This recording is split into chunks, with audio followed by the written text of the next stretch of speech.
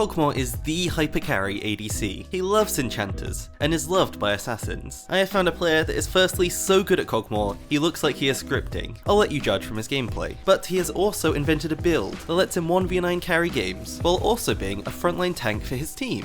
If you love off-meta and trying new strategies like I do, then how does another 500 champions sound? This video is sponsored by Raid Shadow Legends. So League of Legends has champions, right? Some are quite interesting. I thought we would look at some Raid champions to compare them, and see which are better. Look at this guy, Yaga the Insatiable. He's got poison, he's got damage, he buffs his team, and he does look pretty cuddly as well as a bonus. As a shaman, he began to research the realm of the unnatural, but his thirst for ancient knowledge corrupted him. Left weak and desperate, he accepted a deal with a demon, immortality, in exchange for his soul. Now bound to the Dark Lord's will, players must attempt to control his rampage, and use it to win battles. For ages I had not even tried Raid, but earlier this year I downloaded it and started playing, and I was surprised with how high quality it is. You collect characters, take them through a huge campaign with turn-based battles, choose champions to counter enemies, win battles, collect gear, and get stronger. The variety in this game is crazy. There are over 500 champions with unique skills, there are boss fights, dungeon runs, and even PvP. And this month, Raid is releasing an insane amount of new content and new things to do. They're releasing 11 new champions this month, so if you're sick of Riot taking 4 months to release some stupid cat thing, this game has much more regular, fresh content. With daily login rewards and free champions for new players, now is the perfect time to get started. Download it now from the link in the description. Back to Kog'Maw. The biggest issue with Kog'Maw is that he has all the damage an AD carry could ever want. He just has to find a way to get in range to do that damage, and also not die while doing it. Grec has invented a build that lets him contribute to games very early on, join every fight while staying in range, and also survive in so many situations where he should just die. This is a game-breaking build, and AD carry should not be allowed to do some of the things this build lets you do. Maybe you try and dive him, he just tanks the damage and then kills you, so then you don't dive him. He kills your front line, he kills your back line, and then you're back on the defeat screen again. Our player is named Grec.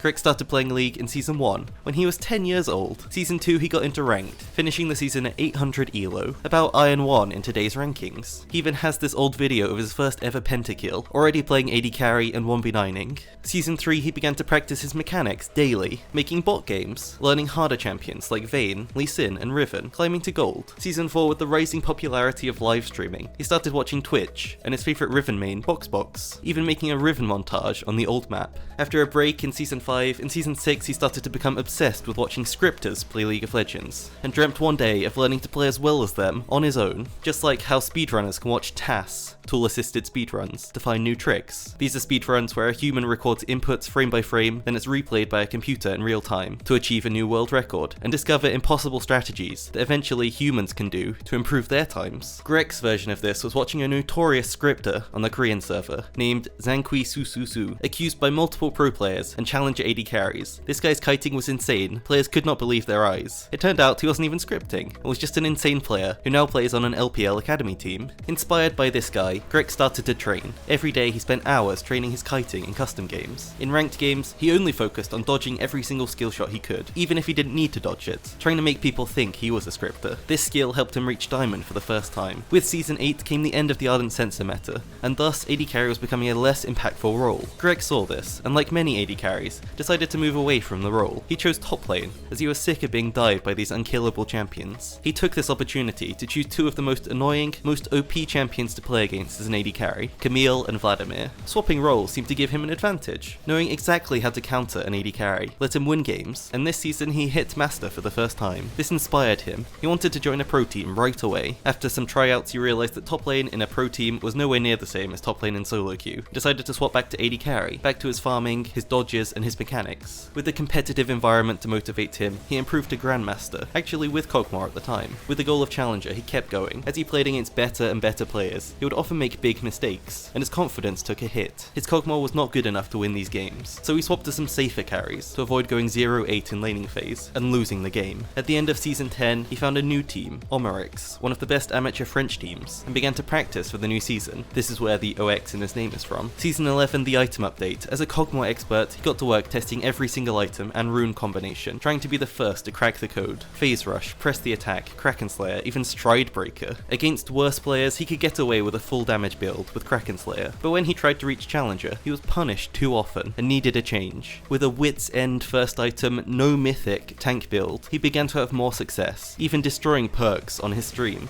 I don't know what I'm doing, it's just so desperate, but Kogmaw is so broken.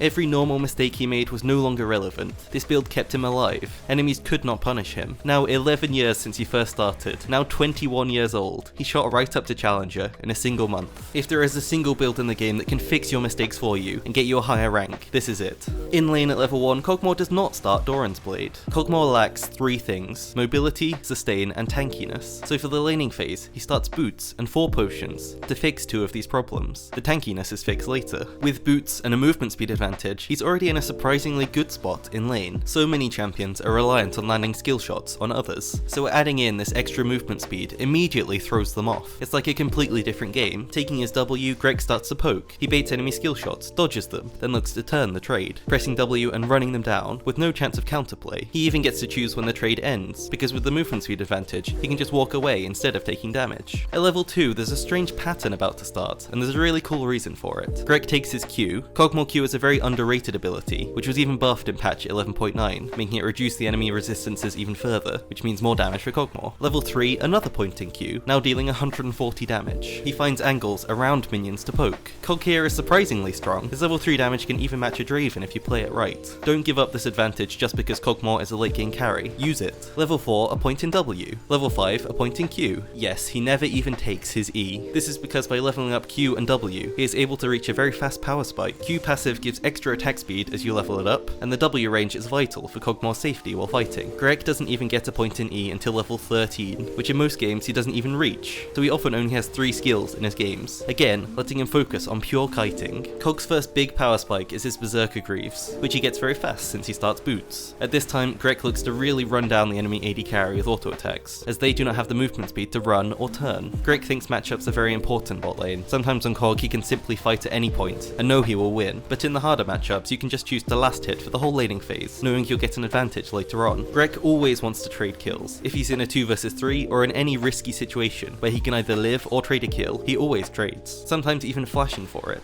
On Kog'Maw, Grec thinks that every piece of gold is worth double for you than is for another champion. It is hard to get farm and get kills on a late game scaling champion, so when he gets the chance, he takes it to speed him up to his first huge power spike, Wit's End. Wit's End on Kog'Maw might be one of the best one-item power spikes in the whole game. Grec just pings his team to run into enemies and start a fight. All you need is to engage, and Kog'Maw will win every fight from this point. These are all Grec's words, by the way, not mine. Against an AP support, he will take absolutely 0 damage in fights. As a normal AD carry in this situation, Kog will be chunked by the AP, then die to the AD afterwards. Tank Kog'Maw specializes in beating AP champions early, ignoring their damage, and killing carries. In mid-game, Kog'Maw moves to mid lane, farming up his next item, and from this point he'll be permanently stronger than the enemy AD carry. Once he hits level 12, he has Q and W maxed, and 2 points in ultimate. If you stat check an enemy AD carry at any point in the game with W on, you win. Even in this game, Kog'Maw is 0-3 to start the game, hits this point, and can even kill the 6-0 Caitlyn on the other team. He unfortunately does by 1 damage item, so I apologise for my irresponsible clickbait. Runan's Hurricane. This is the crazy power spike that Kog'Maw usually is aiming for. With Wit's End and 1 damage item, he now goes for Randuin's Omen. Randuin's is one of the best tank items right now in League. It is the item that gives Kog the most HP and armor, and has an incredible active which helps against sticky champions, which are all over the meta at the moment. Kayn, Shaco, Zed, Kiana. Use Randuin's on them and kite away. Same thing for the armor it gives. Lethality AD carries, lethality mids. You get 80 armor which pretty much negates all of their lethality damage. Enemies will not expect this, so will be baited into weird longer fights that will get them killed. After this, Grec sometimes buys Spirit Visage to help with more healing, and again to counter AP damage on the enemy team. Even Frostfire Gauntlet is a good option here. In teamfights as tank Kog'Maw, to prepare, Grec thinks, what is going to try and kill me this game? Will it be a Zed ultimate? An Aatrox flank? And what can I do about it? If it's an assassin, this Kog'Maw takes Exhaust, so wait for that Exhaust to be up, and for your Randuins to be ready. Let them dive you, pop your summoner spell, use Randuin's active, and just kite away from them, so they cannot hit a single spell or auto attack you. If your threat is a mage, you're actually pretty safe anyway. You should stay out of auto range of them, and just be hitting your other priority targets, because they will also stay behind their front line. If this still sounds hard, here's an incredible example of our tank Kog'Maw, where he doesn't even do these things. The enemies engage, he gets Gnar ulted into a wall and then stunned. He's still half health, instead of dead, so he kites and starts to DPS. Enemies disengage the Morgana ult, Kog'Maw flashes forwards under tower, still having a ridiculous amount of damage. While tanking tower, he kills all 3 and stays alive, ending the game. If this was a normal Kog'Maw, he would have died about 3 times in this fight, but his tanky build lets him stay alive, and DPS instead. Gnar is going to dive you, Silas is going to dive you,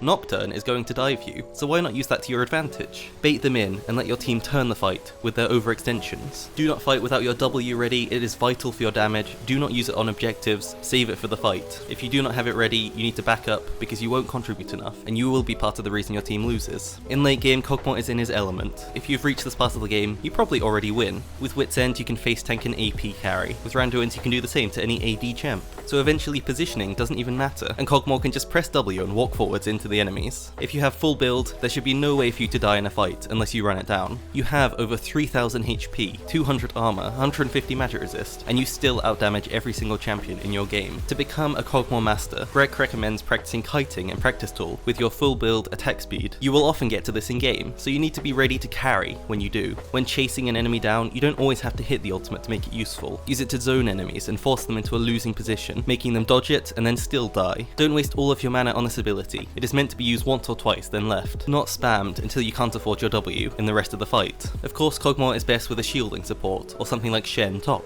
So ask for it in champ select. Then in these situations, you can even just get hooked to bait a fight, using shielding and your tankiness to turn it. And how can passive ever be useful against challenger players? Grec has a strategy. He tries to bait, standing still, acting like he is tilted, and isn't even going to try and kill them. If they get remotely close to him, he sprints right at them, and often gets a surprise kill, even in high elo. For his full build, start boots and 4 potions for lane. First item, Wit's End, is amazing, gives you all the damage and tankiness you need to start. Second item, Runan's Hurricane, so good with Kog'Maw W, buffs his damage and guarantees his 1v9 potential. Back to tank for his third item, Randuin's Omen. If enemies have no real dive threats, or Kog'Maw is alone as a DPS for his team, you can delay your Randuin's to 4th item, and get a Blade of the Ruin King instead. From here you should be in position to win the game. Spirit Visage is a good item for healing and against lots of AP. Occasionally Grec even goes for Frostfire Gauntlet to complete his tank build, which I love the idea of. If you hate tank Kog'Maw or just want another build to try this season, Grec has also been testing Ginsu's Rage Blade into Blade of the Ruin King, allowing him to proc the Blade slow with just 2 auto attacks, as well as press the attack. Here are the runes for the tank build. They're pretty standard, and they have lifesteal in their secondaries. And here's the press the attack page, which also works with tank Kog'Maw. You can swap between these keystones, it's just whichever works best for you. I'm testing this on Twitch right now, trying to get to diamond in all 5 roles. Thanks again to Raid Shadow Legends, check it out in the description. I don't think most YouTubers explain it correctly, so please give it a chance. Thanks so much for watching.